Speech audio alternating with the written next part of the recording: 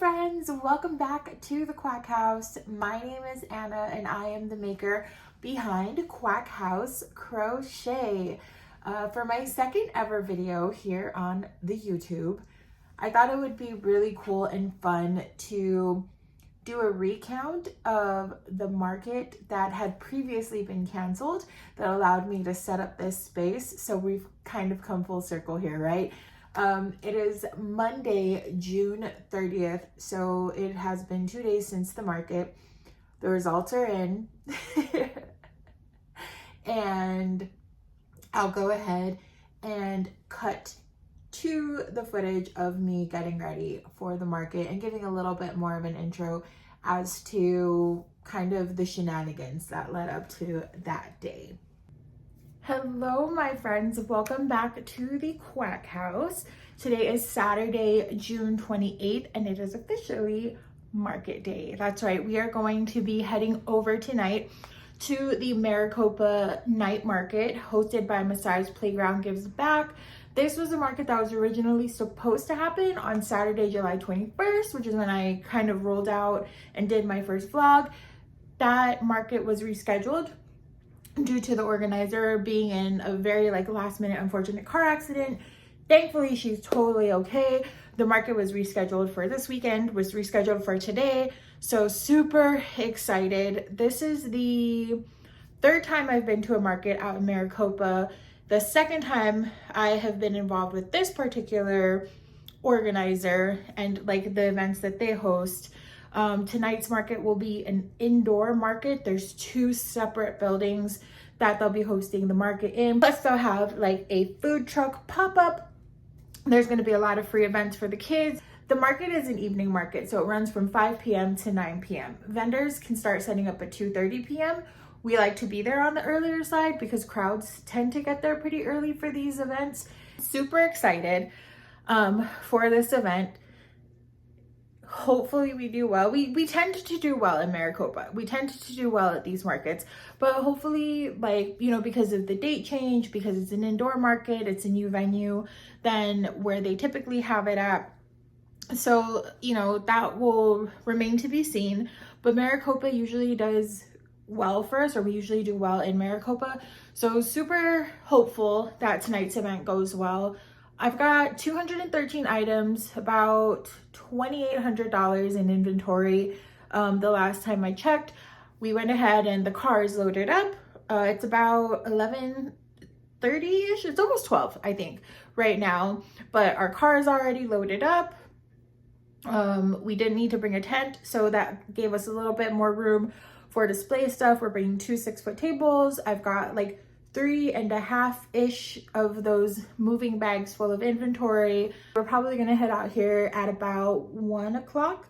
That way, that gives us enough time to stop by my mom's, dilly-dally a little bit, maybe grab a drink, a couple of snacks, and then head over to the market because the market grounds are about 40 minutes from where we live. So I'm not gonna lie. My phone is my primary POS thing that I use because I don't have data on my iPad. So I'm probably going to be using this. Hopefully my phone will be busy ringing up sales for customers. So I don't know how much footage I'll get at the actual market, but I will make sure to do a recap at the end once I figure out all the inventory and all the numbers. So I'll definitely get a couple of clips of what it looks like all set up, try and get some clips for you at the market. And then we'll do a whole breakdown when we get back. Yeah, so here we go. I really like watching the market YouTube videos, the recaps and things like that for a lot of reasons, but one of the big reasons too is specifically to watch people set up and how they organize their booths, how they show their merchandise, how they display everything. And I draw a lot of inspiration from that. I get a lot of ideas. I really, really like those videos. I know a lot of people come for the financial aspect of it, not just to see how much people made, but maybe also to kind of get a benchmark for how to price their own items. But I enjoy watching videos for that, but I also really like watching those videos specifically to see what the setup is like and how people adapt their setup for different settings. So this was actually the very first indoor market we have ever done. We are usually outside, but those Arizona summers, man, they can be brutal. So a lot of organizers are actually making that conversion to indoor markets, and this market was no exception. And the way they had it set up was that there were actually two separate buildings. So I'll see if I can insert a map of the layout and what it looked like somewhere over here. I do not know yet that I have the capacity to do such wonderful things, but if I do, I'll move my head over and I will insert that map here. But essentially, there were two buildings. It was a building 1 and building 2.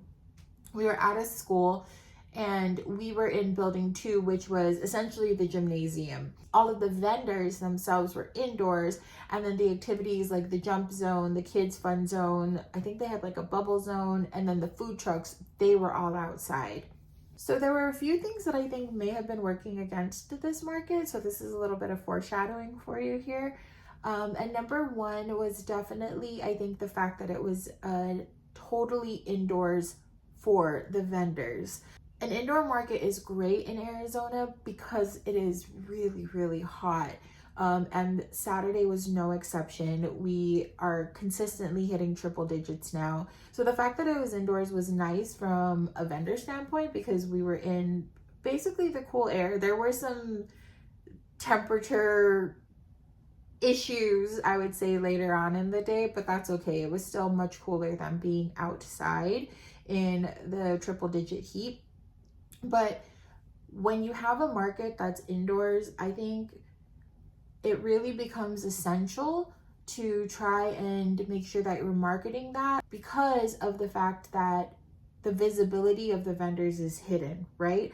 So if people are driving by an outdoor market and they happen to see it, you know, they see the vendors, they're like, oh, what's going on there? Maybe I should stop by if they've got the opportunity to. Whereas obviously if it's indoors, you're kind of sheltered by the walls and stuff. And so people drive by a building and they see a building. The other thing is that the school itself, I don't think was on a very like well traversed road. These markets normally happen at kind of like a public park area, and it's next to an aquatic center. So the nice thing about that is it's outdoors, and even if people aren't necessarily aware of the market, number 1, you can kind of see the pop-up from like one of the busiest highways that goes through that town. The other thing is that people coming in and out of the aquatic center, and it is summertime, right? They see what's happening, and so they walk over and they want to check it out. As a matter of fact, the last market that we went to with this organizer, there were people who were like, oh, what's going on here? We were at the aquatic center, or we were at the park and we were walking our dogs. And so we wanted to stop by and see what was happening. And we did really well at that. And I think a lot of the traffic had just been generated from people who happened to be passing by or who were already in the area, like I said, for either the park or for the aquatic center, and noticed the pop-ups. And then they stopped by and shopped, which was really great. Right? Considering especially that, like, I think if you're going to an aquatic center or like going to the park to like walk your dog, you're not really thinking like, oh, I'm gonna go shopping and spend some money and things like that. I think the date change may have also had something to do with it. I believe some of the vendors who weren't able to attend the second time were part of the food truck lineup, and that can definitely be a hindrance. I think where the food is, the people come.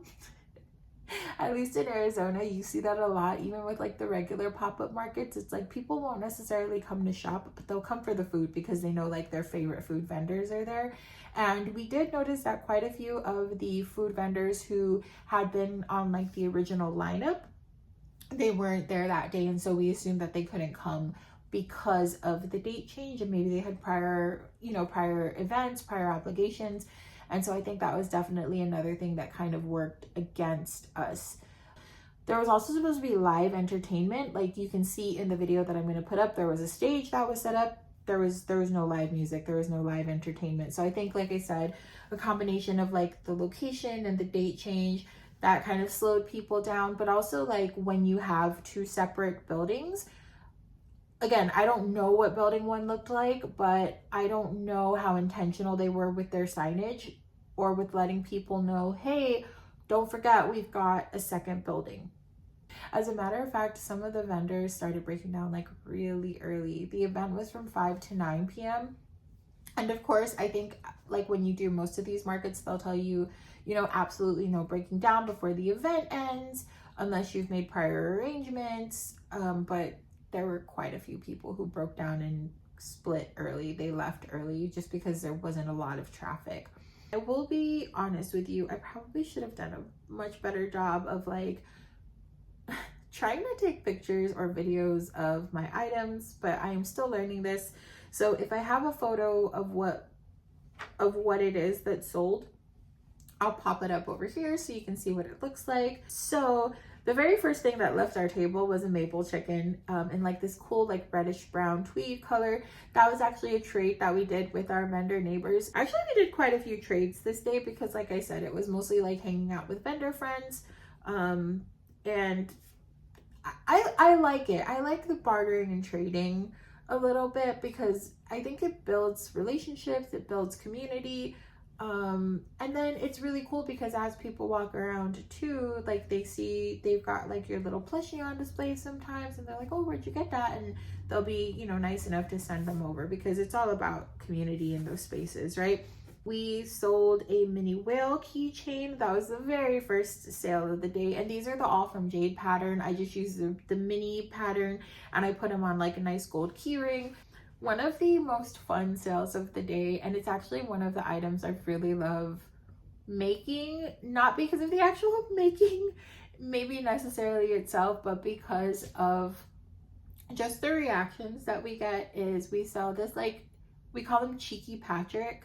So he is obviously Patrick from like SpongeBob, but if you turn him around, he's got his little cheeks showing out of his bikini bottom. So we love to tell people like, oh, have you seen Patrick? Have you turned him around? He's got a little surprise in the back and stuff. We let them know that like you can, like, that his little bikini bottom, you can kind of like pick it up and down, and people get a big kick out of that. So we had a couple come by and we showed them Patrick, and they were immediately like, we have to get this for our grandson. Our grandson loves anything SpongeBob.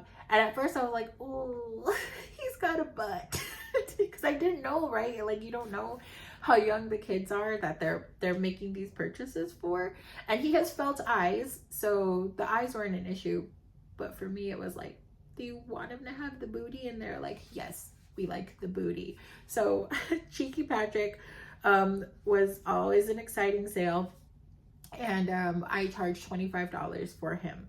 I make the swinging animals from All From Jade, and normally I do the axolotl, I do the mallard duck.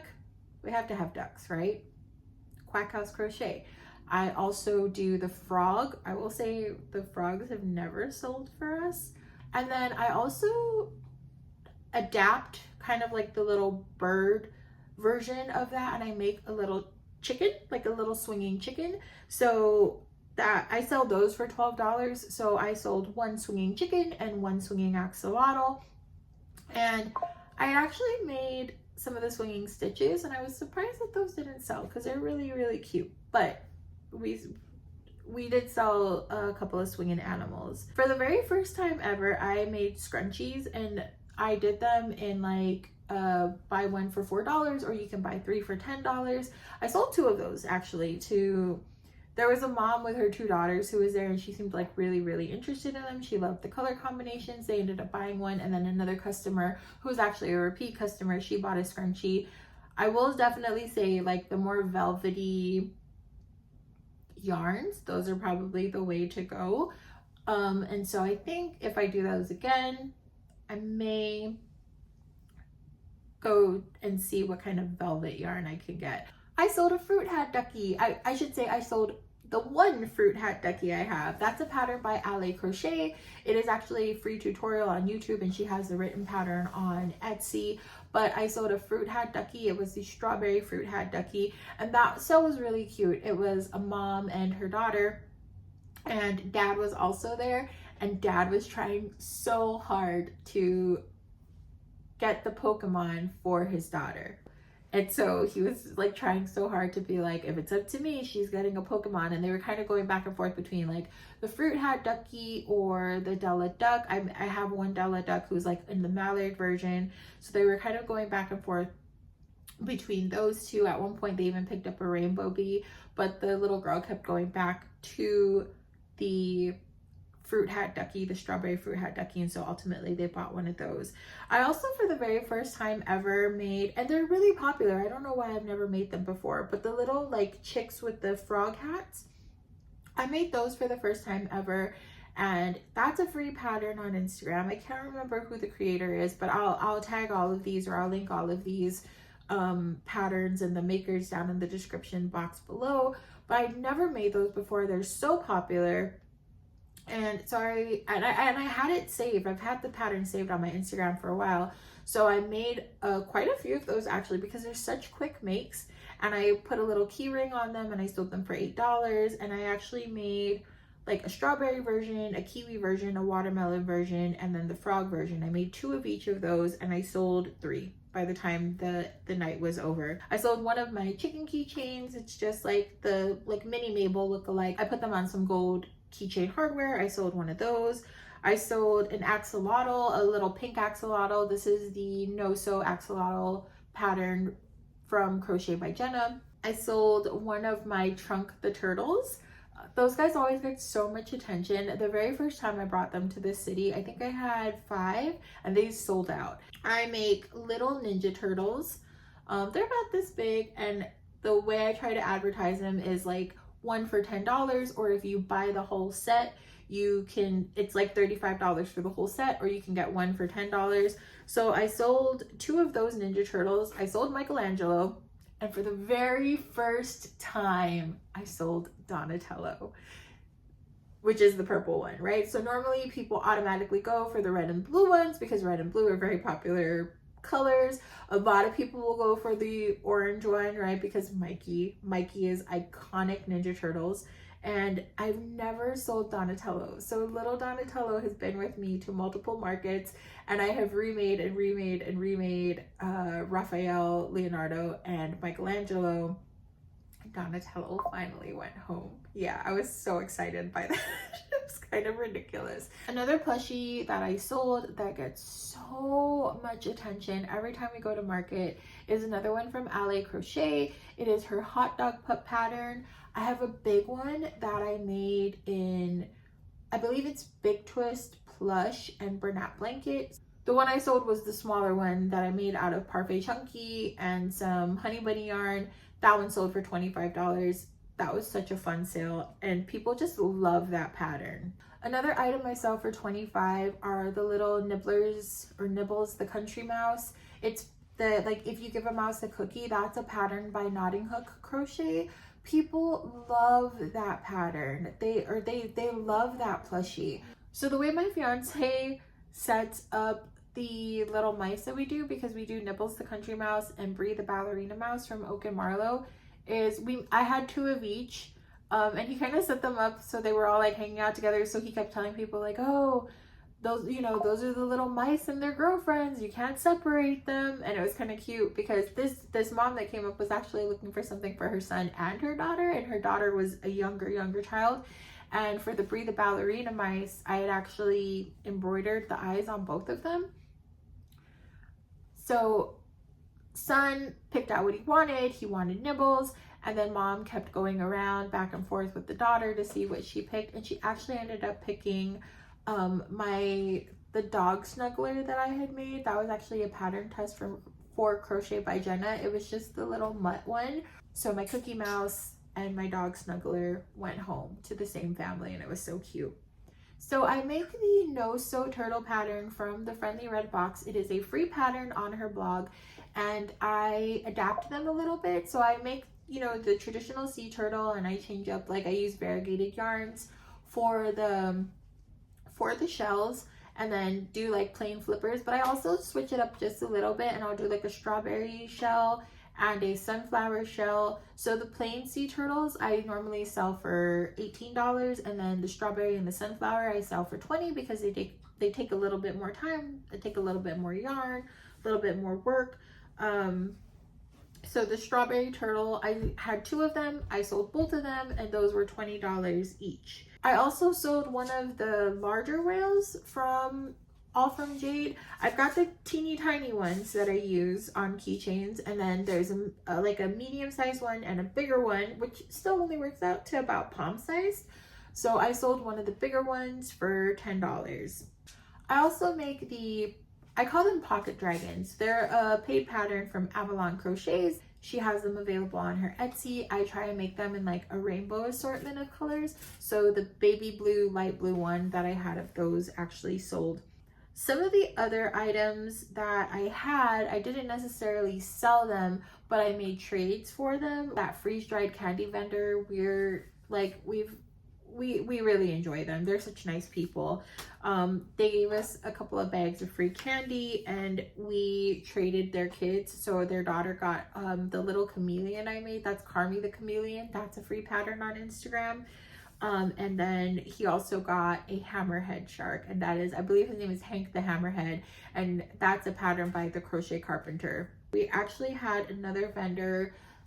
They sell tallow, which is really cool. So they sell beef tallow, and she sells it in a bunch of different forms. She sells it like as skincare, health and beauty products. She also sells like a cooking tallow, but one of the things that she sells is this whipped tallow, and she makes it like it's almost like a lotion or like a body butter. My hands get excruciatingly dry, not just from like working with the yarn, but also because I am a constant hand washer, because I have a 3-year-old and we're potty training, and just I'm a frequent hand washer. It's just always been a thing for me. So we actually traded. I got some of her whipped tallow. I've got a few of them, and she ended up taking home my toothless snuggler because it was her son's birthday the following day, which would have been yesterday. And it was so cute. Like, her husband came over and he was like FaceTiming the son. I guess the son's like 16, and he was showing him all the stuff on the table. And originally they were looking at one of the Pokemon that I had, but he chose toothless, and you know what? Not a bad choice. She was like holding 2 of the Pokemon that I made, and she was like, if you want to barter for 2 of these guys, I'll make a barter with you as well. And I did consider it because, like I said, I like to trade. I like to build relationships with my vendor friends. And maybe if we had done better at this market, like maybe if the turnout had been a little bit better, I would have. But for each of those Pokemon, I charge $45. And so that would have been like $90 worth of product. Just to be quite frank and quite honest, like I don't need that much tallow. I would rather spend, you know, $90 on like meat and eggs and produce and things like that. Again, not that she has a bad product, she has a sensational product. I just was kind of hoping to make the sale and wasn't ready to make the trade just yet. So I brought a total of 213 items to this market, and that was a total of about $2,865 worth of merchandise. Of those 213 items, I sold 21 items and I traded 4 items. All right, so my total sales in cash, I had $104 at the end of the night. And then in Square, like the total that I collected in Square was $273.50. So after tallying the cash and Square, that's a total gross sales of $377.50. My expenses, my booth fee was $40. Square fees came out to $8.76. And then my starting pocket of change was $39. I know it's so weird, but that's a story in and of itself. So I brought $39 of change with me. So the total that I brought home from this market was $289.74. Of course, that's not including materials and supplies and all of that stuff. Not phenomenal, but I guess I sold 10% of my items, whether you're looking at it from a number standpoint or from a dollar value standpoint. Like I said, not the greatest. We've done a lot better at this market before. I think the very first time we went to a market out in this city, granted that was one that was organized by the actual city, we brought home like $1,300. And then we ended up getting a big commission order from a local school. And then the second time we went out with this organizer, same city, same organizer, but it was an outdoor market, and that was in March, I want to say. We brought home around $900, and we ended up getting 2 commissioned orders, or 2 custom orders for snugglers. If you're comparing it just to the last 2 markets that we've done in this city and the last market we did with this organizer, considerably less. But you know, that's profit that we didn't have before. Those are connections that we didn't have before. We did have some repeat customers, and it was really nice to kind of reconnect with them. And it's just really nice, like during these market days, to like see the joy that the stuff that you bring brings. We're probably going to try and get into one of the more local markets this weekend and see how that goes. I also have another market coming up at the end of October that we have to prep for, so anything of course that isn't sold will just roll into inventory for that bigger market. Also, like the town where we stay in, or like the area where we stay in, is big with what we call like the snowbirds. Those are the people who have expendable income, who can afford to have 2 residences, and so for 6 months out of the year they're out here when the weather is nice, and then when we hit those triple digits they head back to wherever it is they came from. This has also been a good driver to try and get onto Etsy or some kind of online platform so that I can try and reach a larger audience that way. I've got plans. All right, if you liked this video, if you like content like this, then hit that like button, that subscribe button, comment on the video down below, share with me what you were making while you watched this, when your next market is, what your best sellers are, maybe even some of what your market tips are, or how do you supplement markets when it's slow season like right now in the summer. I'd love to know all of that stuff, because I know this is such a rich community with so many more experienced people, and I'm a noob, so all of the tips, all of the pointers could help. Leave that all down below. Also, super excited, next week's video we're going to be diving into the Share the Love Instagram challenge. I was so excited because I woke up this morning and I was like, oh, I gotta finish making my market video, and then Christine over from What's Up Cupcake Crafts, she had actually tagged me in this challenge, and so yeah, I need to get on my makes, and that will be the video that you guys get next week. So until then, I will see you around. Stay safe, keep making. Bye, friends.